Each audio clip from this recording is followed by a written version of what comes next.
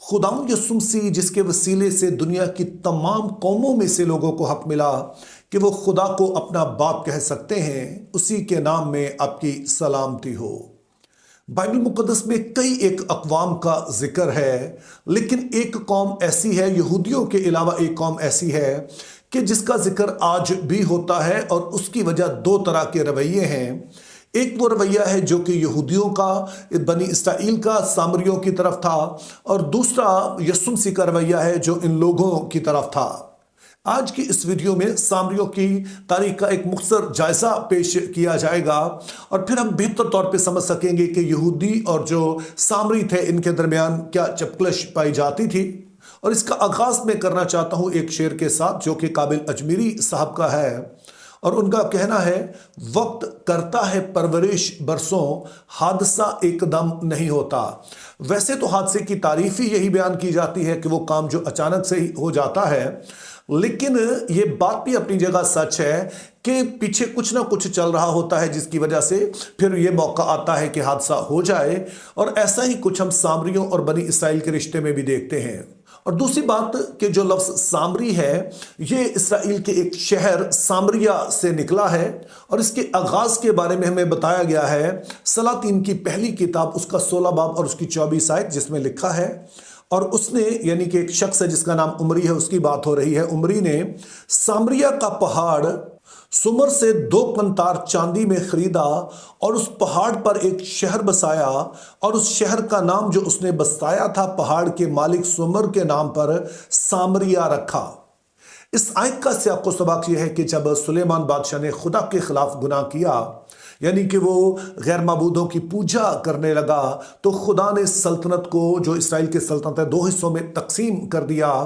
और 10 कबाइल एक तरफ हो गए जो बाद में इसराइल कहलाने लगे, और जो यहूदा का कबीला था और उसके साथ एक छोटा सा कबीला बिन्यामीन का, वो एक तरफ हो गया।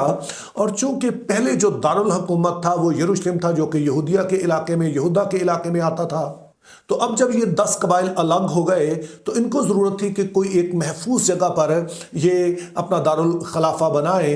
तो उस ज़माने में जो महफूज जगह होती थी वो पहाड़ थे, तो इसीलिए अब हमें उमरी के बारे में बताया गया कि इसने एक पहाड़ खरीदा और उस पहाड़ पर फिर इसने इस शहर को बसाया। और चूंकि इस पहाड़ के मालिक का नाम सुमर था तो इसीलिए इस शहर का नाम भी सामरिया रखा गया।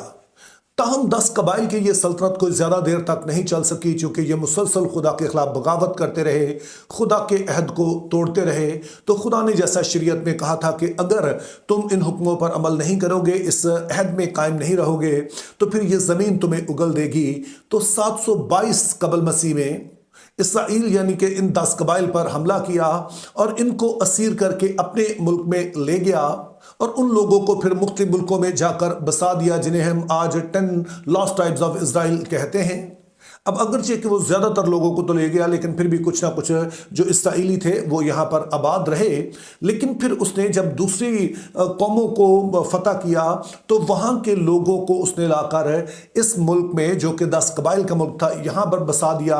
और चूँकि इस सारी जो इलाका था, ये सल्तनत थी, इसका जो मरकज़ था वो सामरिया का शहर था, तो जो लोग यहाँ पर लाकर बसाए गए वो ज़्यादातर सामरिया में रहने लगे। अब अगर आप इस वाक़े की पूरी तफसील पढ़ना चाहते हैं तो सलातीन की दूसरी किताब और उसका 17 बाब आप पढ़ सकते हैं। मैं सिर्फ आपके लिए आयत 24 और 33 पढ़ूंगा, जिनमें ये लिखा है, और शाय असूर ने बाबुल और कूता और अव्वा और हमात और सफरवाइम के लोगों को लाकर बनी इसराइल की जगह सामरिया के शहरों में बसाया। सो वो सामरिया के मालिक हुए और उसके शहरों में रहने लगे। और फिर 33 आयत में, सो वो खुदा से भी डरते थे और अपनी अपनी कौमों के दस्तूर के मुवाफिक, जिनमें से वो निकाल लिए गए थे, अपने अपने देवता की प्रस्तिश भी करते थे। अब जब आप अज़रा और नेहमिया की किताब पढ़ते हैं तो वहाँ पर हमें बताया गया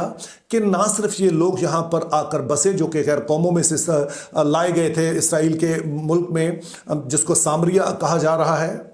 बल्कि फिर इन्होंने यहाँ पर जो इसराइली थे उनके साथ ब्याह शादियाँ भी कर लिए और एक मखलूत नस्ल बन गई। اور نہ صرف یہ نسلی طور پر مخلوط ہو گئے بلکہ انہوں نے اپنے رسم و رواج کو جو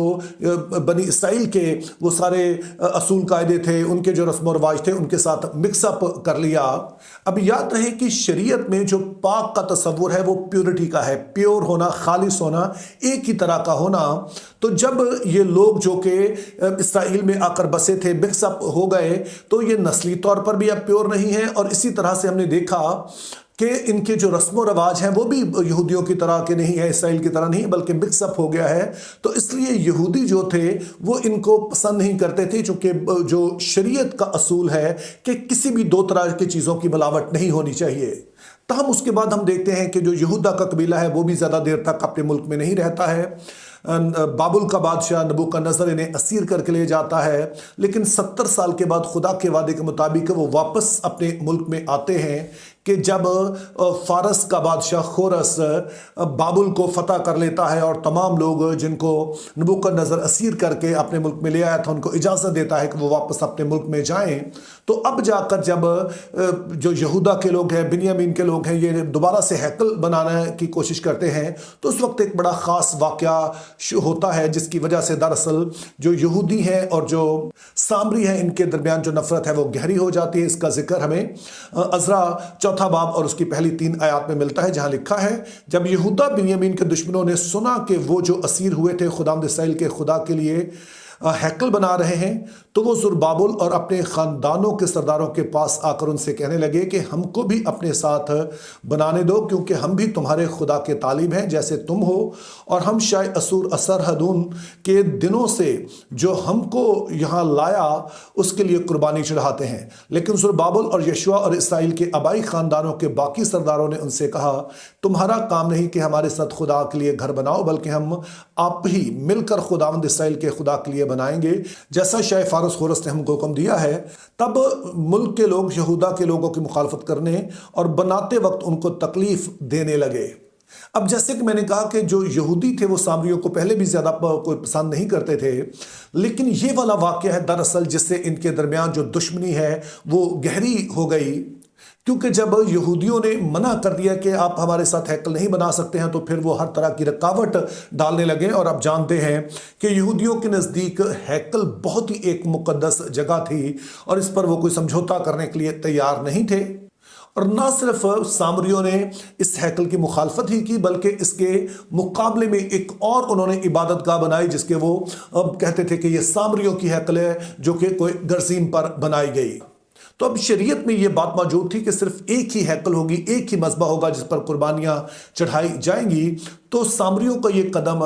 یہودیوں کے لیے کافی ناگوار تھا۔ تاہم یہ صورتحال اور بھی گھمبیر ہو جاتی ہے، یہ گڑبڑ ہو جاتی ہے کہ جب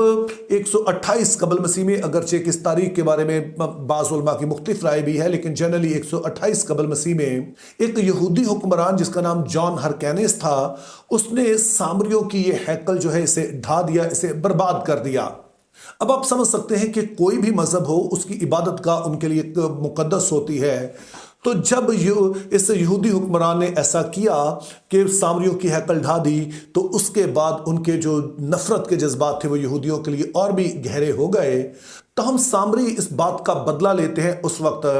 کہ جب ہیرودیس کی وفات ہو جاتی ہے، اس کی جگہ پر اس کے بیٹے ارخلاؤس کو بادشاہ بنایا جاتا ہے، لیکن وہ کوئی اچھا بادشاہ ثابت نہیں ہوتا۔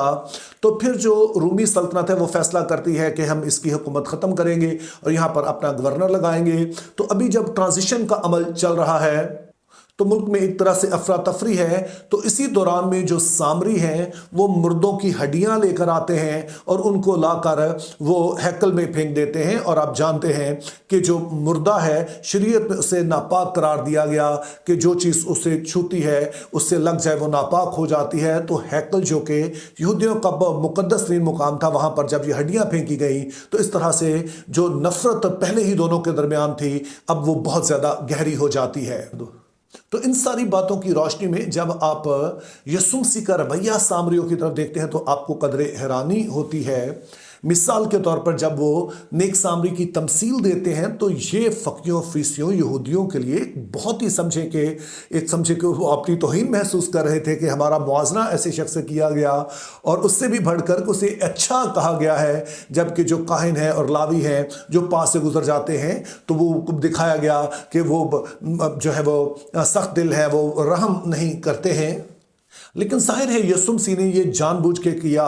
اور اس کی وجہ پھر ہمیں واضح طور پر نظر آتی ہے کہ جب یسوع مسیح سامری عورت سے بات کرتے ہیں، پہلے تو یسوع مسیح کے بارے میں لکھا ہے کہ اس کا سامریہ سے ہو کر جانا ضرور تھا، اور پھر یہ سامری عورت جب وہی مدعا اٹھاتی ہے جو کہ صدیوں سے یہودیوں اور اسرائیل کے درمیان وجہ تنازع بنا ہوا تھا ہیکل کے بارے میں، وہ پوچھتی ہے کہاں پر ہمیں عبادت کرنی چاہیے، تو یسوع مسیح اسے بتاتے ہیں کہ وہ وقت گزر گیا کہ جب جگہ کے سبب سے کسی کی رسائی باپ تک ہوتی تھی، اب ہر ایک کی رسائی جو ہے وہ اس بات سے ہوگی کہ کون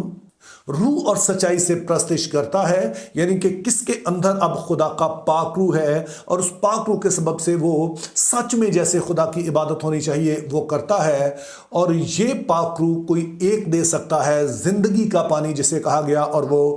مسیح ہے جو کہ صرف یہودیوں کو نہیں بلکہ تمام لوگوں کو یہ پاک روح عطا کرے گا۔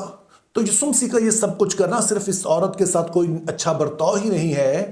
بلکہ یہ واضح پیغام موجود ہے کہ خدا کی نجات تمام قوموں کے لیے ہے، اور مسیح نے اس زمین پر رہتے ہوئے عملی طور پر دکھایا کہ وہ صرف یہودیوں کا مسیح نہیں ہے بلکہ وہ دنیا کا نجات دہندہ بن کے آیا ہے۔ حتیٰ کہ وہ لوگ جس سے یہودی سب سے زیادہ نفرت کرتے تھے، خدا ان سے بھی محبت کرتا ہے، اس کے لیے بھی اس نے اپنا اکلوتا بیٹا بخشا ہے تاکہ تمام کے تمام لوگ اس کے وسیلے سے باپ کے حضور میں آ سکیں۔ تو میری دعا ہے کہ خدا ہمیں ایسا کرنے کا فضل عطا کرے۔ Think biblically, live purposefully, have a very good day.